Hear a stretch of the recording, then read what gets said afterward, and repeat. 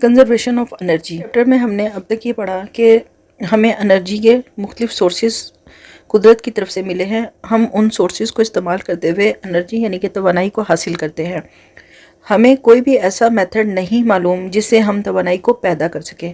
यानी आम तौर पे ये कहना मुनासिब होगा कि हम तवानाई को पैदा नहीं कर सकते, सिर्फ कुदरत ने हमें जो तवानाई दी है उसको इस्तेमाल कर सकते हैं। कुदरत से हासिल होने वाली तवानाई की मुख्तलिफ किस्मों को, मुख्तलिफ शक्लों को हम एक शक्ल को दूसरी शक्ल में तब्दील कर सकते हैं। जो कुदरत का निज़ाम है कि हम एनर्जी को बना नहीं सकते, उसको ख़त्म नहीं कर सकते, सिर्फ उसको एक शक्ल से दूसरी शक्ल में तब्दील कर सकते हैं। इसको हम कहते हैं law of conservation of energy. जब हम तवानाई को बना नहीं सकते, हम नया कुछ भी ऐसा नहीं बना सकते जिससे हमें तवानाई मिल जाए, तो फिर हम ये बहुत ज़रूरी है कि इस तवानाई को बचाया जाए। अगर ऐसा होता कि हम कोई भी चीज़ इस्तेमाल करते और उसमें मौजूद तवानाई हमारे इस्तेमाल के बाद ख़त्म हो जाती, अगर वो तवानाई नॉन रिन्यूएबल सोर्सेज से हमें हासिल हो रही है, तो एक वक्त आएगा कि वो एनर्जी या वो सोर्स ख़त्म हो जाएगा और फिर हमें वो तवानाई या वो एनर्जी दोबारा नहीं मिल सकेगी।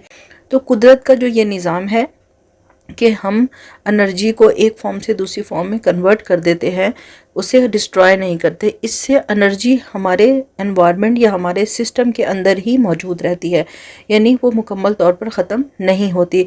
इस तरह वो किसी ना किसी शक्ल में दोबारा हमें हासिल हो जाती है।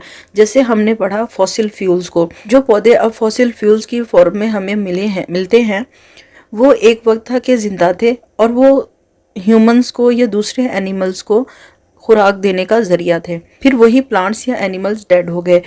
वो प्लांट्स जो डेड हो गए उनके अंदर एनर्जी स्टोर हो गई। पहले वो हमें केमिकल एनर्जी की फॉर्म में एनर्जी दे रहे थे, यानी कि फूड की फॉर्म में। फिर डेड होने के बाद वो हमें फॉसिल फ्यूल की फॉर्म में एनर्जी देने का ज़रिया बने, यानी कि एनर्जी की फॉर्म बदल गई, एनर्जी की शक्ल बदल गई। सोर्स तो वही था ना, प्लांट्स, ठीक है। अगर ऐसा होता कि ये प्लांट्स फॉर एग्ज़ाम्पल उस वक्त जब जो भी एनिमल्स थे उन्होंने यूज़ कर लिए होते और उसके बाद इनके ये ख़त्म हो चुके होते, इनसे मिलने वाली एनर्जी भी ख़त्म हो जाती, तो क्या फिर दोबारा इनसे ये जो एनर्जी हम अब यूज़ कर रहे हैं ये हमें मिल सकती? नहीं। तो इसका मतलब है कि ये जो एनर्जी है इसकी कंजर्वेशन, इसकी बचत जो कुदरत ने हमारे लिए रखी है, ये बहुत ज़रूरी है।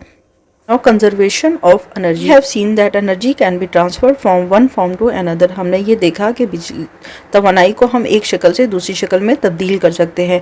It means energy can never be created or destroy. इसका मतलब है कि तवानाई को ना तो हम पैदा कर सकते हैं ना ही उसको ख़त्म कर सकते हैं। हम इसको एक शक्ल से दूसरी शक्ल में तब्दील तो कर सकते हैं लेकिन इसको ख़त्म नहीं कर सकते। It can only change from one form to another. ये एक शक्ल से दूसरी शक्ल में तब्दील की जा सकती है। ये एक लॉ है। कानून को हम कहते हैं law of conservation of energy. Law of conservation of energy के मुताबिक आप एनर्जी को ना तो पैदा कर सकते हैं ना ही उसे ख़त्म कर सकते हैं। आप सिर्फ उसकी शक्ल बदल सकते हैं, उसकी फॉर्म बदल सकते हैं, उसको एक फॉर्म से दूसरी में कन्वर्ट कर सकते हैं, लेकिन आप उसको मुकम्मल ख़त्म नहीं कर सकते।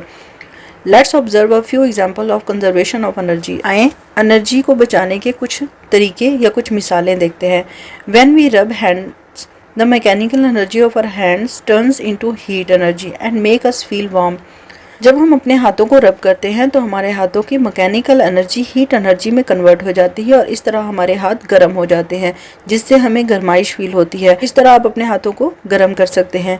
When a car engine starts and car moves, जब आप कार का इंजन स्टार्ट करते हैं और कार चल पड़ती है, it is the chemical energy of petroleum that is converted into mechanical energy to run the car.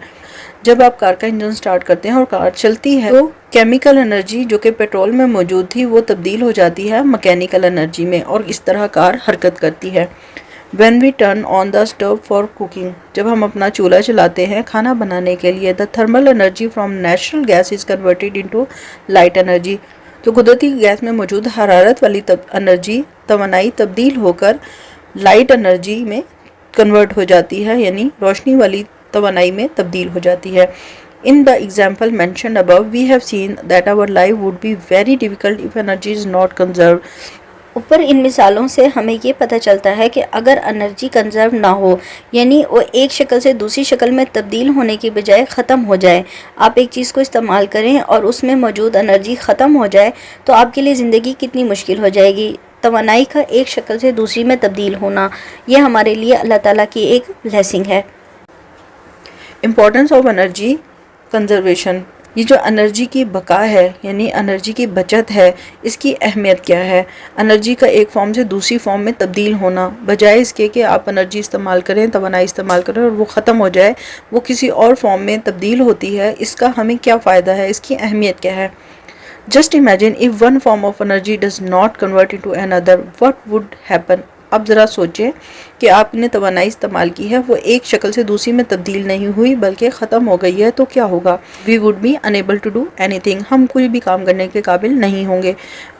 We would not be able to move if the chemical energy from food does not change into mechanical energy। हमारी खाई हुई खुराक में मौजूद chemical energy अगर mechanical energy में तब्दील ना हो तो हम हरकत नहीं कर सकते। Our houses would not light up if electrical energy does not convert into light energy। हमारे घर बिल्कुल भी रोशन नहीं होंगे अगर हमारी बिजली से आने वाली तवानाई रोशनी में तब्दील ना हो। Vehicles would be unable to move if the fuel filled in them does not convert into heat and mechanical energy। अगर आपकी गाड़ियों में डाले जाने वाला तेल हीट एनर्जी और मैकेनिकल एनर्जी में तब्दील ना हो तो आपकी गाड़ियां हरकत नहीं कर सकती। इन शॉर्ट्स, मुख्तसर बात यह है, life would become static if energy is not conserved. आपकी जो ज़िंदगी है वो बिल्कुल स्टिल हो जाएगी, साकिन हो जाएगी, उसमें कोई हरकत बाकी नहीं रहेगी अगर आपकी एनर्जी कंजर्व ना हो, तब्दील ना हो। As energy is very important for us, we should adopt certain ways to conserve the non-renewable sources of energy। हमें ये मालूम है कि तवानाई हमारे लिए बहुत ज़रूरी है, इसीलिए हमें चाहिए ऐसे तरीके अपनाएं, उन तरीक़ों को अडॉप्ट करें जिनसे हम एनर्जी के जो नॉन रिन्यूएबल सोर्सेज हैं या ऐसे ज़राए हैं जो वापस नहीं आ सकेंगे, उनको कम से कम इस्तेमाल करें, उनको बचा लें। हेयर आर सम वेज़, यहाँ पर कुछ ऐसे आपको तरीके बताए जा रहे हैं जिनको इस्तेमाल करके आप अपनी तवानाई को बचा सकते हैं या नॉन रिन्यूएबल सोर्सेज को कम से कम इस्तेमाल कर सकते हैं। The first one is switch off all the lights and the fans while leaving the room. जब आप कमरा छोड़ रहे हैं, कमरे से निकल रहे हैं, तो बल्ब और पंखे को बंद कर दें। Use LED bulb instead of incandescents bulb. Incandescents वो बल्ब होते हैं जो आमतौर पर जब आप उनको ऑन करें तो वो गर्मी पैदा करते हैं, उनसे हीट निकलती है। क्योंकि वो हीट ज़्यादा प्रोड्यूस करते हैं तो इसलिए इलेक्ट्रिसिटी भी ज़्यादा इस्तेमाल करते हैं, बिजली भी ज़्यादा इस्तेमाल करते हैं। उनकी निस्बत जो LED बल्ब हैं इनमें एनर्जी कम निकलती है, तो हीट कम निकलती है, लेकिन लाइट प्रॉपर होती है, तो इसलिए ये LED बल्ब्स इनकैंडिसेंट्स बल्ब की निस्बत बेटर होते हैं। Switch off the TV and computer when not in use. जब आप यूज़ नहीं करें तो अपने कंप्यूटर को और अपने TV को बंद कर दें। Increase the use of solar appliances. सूरज की रोशनी से चलने वाली चीज़ों को ज़्यादा इस्तेमाल करें। Use public transport instead of own vehicle. आप पब्लिक ट्रांसपोर्ट इस्तेमाल करें अपनी अकेले गाड़ी को इस्तेमाल करने के बजाय। ये इसलिए इम्पॉर्टेंट है कि जितना फ्यूल आप अकेली गाड़ी में इस्तेमाल करते हैं उतने ही फ्यूल में आपकी बस रन करती है या पब्लिक ट्रांसपोर्ट रन करती है। गाड़ी में 2 या 3 लोग जाते हैं, जबकि पब्लिक ट्रांसपोर्ट में एक ही वक्त में 40 to 50% मूव कर सकते हैं। तो इस तरह आप पब्लिक ट्रांसपोर्ट यूज़ करके फ्यूल्स की कंजप्शन को कम कर सकते हैं।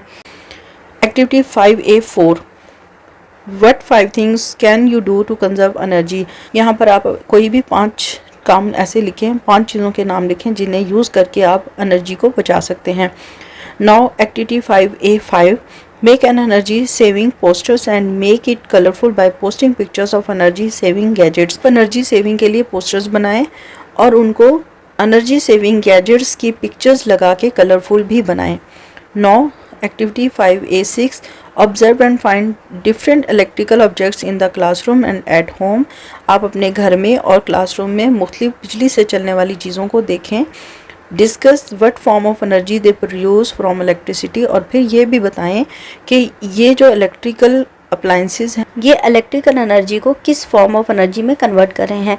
Right it down in your science journal, और आपने जो अपना साइंस जर्नल मेंटेन कर रहे हैं उसमें इसको आपने लिखना है। Present your findings to your teacher, और ये अपनी फाइंडिंग्स आपने अपनी टीचर को भी बतानी है।